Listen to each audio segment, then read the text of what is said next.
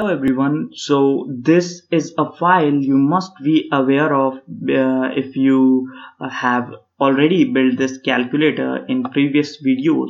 So if you are following, so we have seen how to build a calculator, and let's run this very fast to see what type of output we get. So if we try to choose 3, we'll get multiplication. We need to enter our first number and second number and we'll get the output, and another panel again for the next output. So if we enter 5, we'll exit from the program.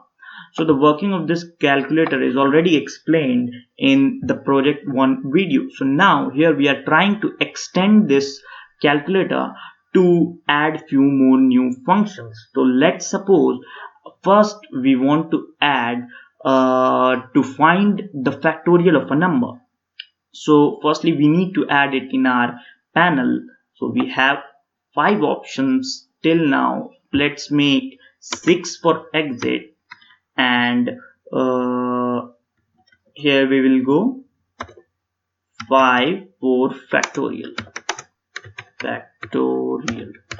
Alright, so let's get the capital F, and so we'll be having a 5th option now for factorial. So let's increase one more check over here. That check will be for 5th, and factorial is, let's suppose, received. We are still not having a variable named received, neither algorithm to calculate factorial, but we are printing factorial. So let's now here's a challenge. So actually we are trying to write the algorithm for factorial function in this hello world.py, and we will try to use this inside this calculator.py module. So let's first write the function for calculating a factorial.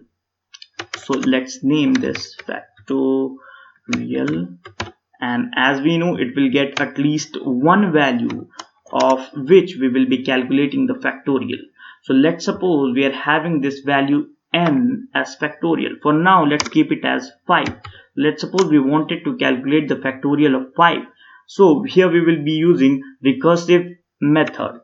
So let's return 5 into factorial of 5 minus 1. So now you must be not understanding this, but let me explain this. Basically, what is a factorial? So if we wanted to calculate the factorial of 5, we need to do it 5 into 4 into 3 into 2 into 1. Into 1. This is what we will be doing if we wanted to calculate the factorial of 5, and it will be 120 as I know this. So how to achieve this in programming, especially in recursive method? So what will go here is, I'll type, firstly when we are passing the value 5 in our factorial function, the function will return 5. Let's wait, and then this asterisk symbol, let's write it as well, and then it will call itself again. So if we are calling this function again, let's see what is the value inside it. The value is now 4. So what happens when we call a function? We go to the top of the function. Alright, now but we are having value 4, so this 5 is actually changed with 4 when the second time this value is called. Alright, so this time when we go as 4, we'll come here, return. Now as we know we have already returned this, so we will be stuck in returning 4 because the value received here is 4. This will change to 4, and now we will give here as 4. Now again an asterisk symbol will be returned. Now the value passed inside this will become 4 minus 1, which will be 3. So the value received here will be 3, and this will also change to 3. Similarly we'll get our 3 and asterisk symbol, and again 3 and asterisk symbol, and again we will call this by 3 minus 1. So let's suppose we are calling it by 3 minus 1, so we'll get 2 here and now 2 here. So we are again getting this 2 and asterisk.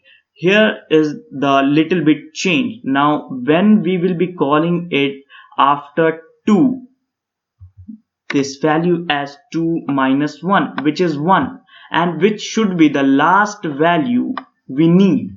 So after this, calling the function again doesn't mean anything. So if you try to call this function with 1 and the 1 value is passed here, if we return 1 here and call the function again with 1 minus 1, it will call it with 0 and keep on doing this minus 1, minus 2, minus 3, and we will not have a end, but we want to end this function at 1. So let's suppose we had this 2 minus 1, this as 2, this as 1 when we return this. So we should check if the value entered inside this thing, let's refer it as n, if it is 1, what we should do, we should return 1, as we need only 1 at the last of our statement to complete the arithmetic equation that we want to get, that we want to use to get our value. Hope you understand this, and don't think it as much complicated. It's pretty easy to understand. Try different values and you will get it. So let's suppose we had this value n, as we are receiving it from calculator.py. So if n is 1, we will be returning n into factorial of n minus 1. So this is our function. It's almost ready to be called inside this calculator. So let's call this to get our factorial value. So what do we need to do? We need to import our module hello world.